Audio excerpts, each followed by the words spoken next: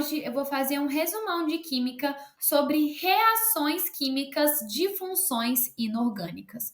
Vamos começar entendendo o que são essas reações. Reações inorgânicas é toda reação que envolve compostos inorgânicos.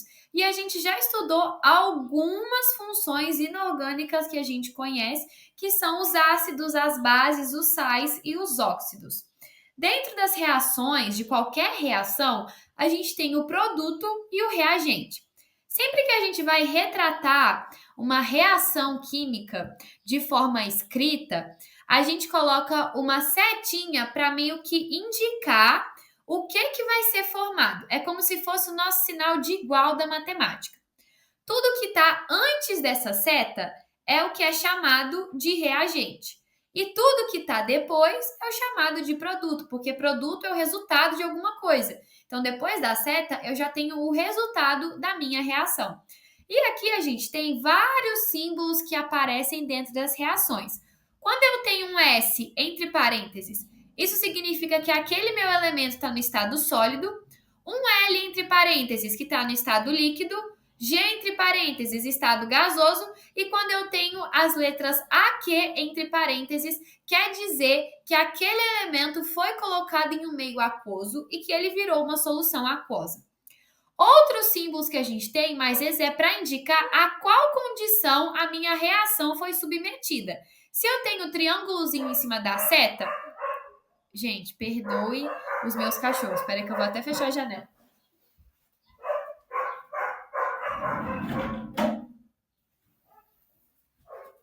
Espero que tenha abafado um pouquinho o som. Mas quando eu tenho um triângulo em cima da seta, isso quer dizer que ela está acontecendo sob aquecimento. Para aquela reação estar acontecendo, eu estou tendo que esquentar os meus elementos, para eles reagirem entre si. Se tem um Y de cabeça para baixo, quer dizer que está acontecendo na presença de luz. E se eu tenho o símbolo H+, quer dizer que eu coloquei ele em um meio ácido para a reação acontecer. E aqui a gente tem vários tipos de reações químicas. A primeira é a de precipitação, que é quando, tipo assim, tenho dois reagentes que são solúveis entre si, e aí eu coloco eles em um meio que também é solúvel entre eles. Só que quando eu jogar o solúvel no solúvel, isso vai formar um produto insolúvel. E esse produto insolúvel é chamado de precipitado. A gente tem também a reação química de ácido-base, que a gente estava estudando ela anteriormente. Ela também recebe o nome de neutralização e ela ocorre quando um dos reagentes é um ácido e o outro é uma base. E lembra que ácido mais base sempre forma sal e água. Então, por exemplo, o ácido e a base são reagentes e o sal e a água são produtos. A gente tem também reações químicas formadoras de gás, que é quando o produto formado é um gás. E aqui eu coloquei exemplos de reagentes que formam gases, que é carbonatos e bicarbonatos junto com ácido, sulfetos metálicos com ácido, sulfitos metálicos com ácido e sais de amônio mais base forte. Outro tipo de reação que a gente tem é de oxirredução, que é quando eu tenho uma variação do número de oxidação do NOx das espécies envolvidas. Então, por exemplo, uma hora o hidrogênio vai estar com NOx, em outra hora ele vai estar com outro NOx. Uma hora o ferro está em um NOx, e aí vamos supor, no reagente ele está com NOx e no produto ele vai ter outro NOx diferente. Quando ele ganha mais NOx do que ele já tinha anteriormente, do que ele já tem normalmente, a gente chama isso de oxidação. Agora, quando ele perde NOx, quando o NOx dele depois fica menos do que o NOx dele antes, a gente chama de redução. E quando eu tenho tanto ganho quanto perda, aí que vem o fenômeno de oxirredução. A oxirredução acontece quando eu estou fazendo uma reação entre metais e ácidos fortes, ou então entre metais e soluções aquosas de outros metais. A gente tem também reação de combustão, que é quando faz acontecer uma queima. E essa reação de combustão, ela acontece quando eu pego uma substância inflamável e faço com que ela reaja com gás oxigênio. E aí o gás oxigênio, nesse caso, é chamado de comburente.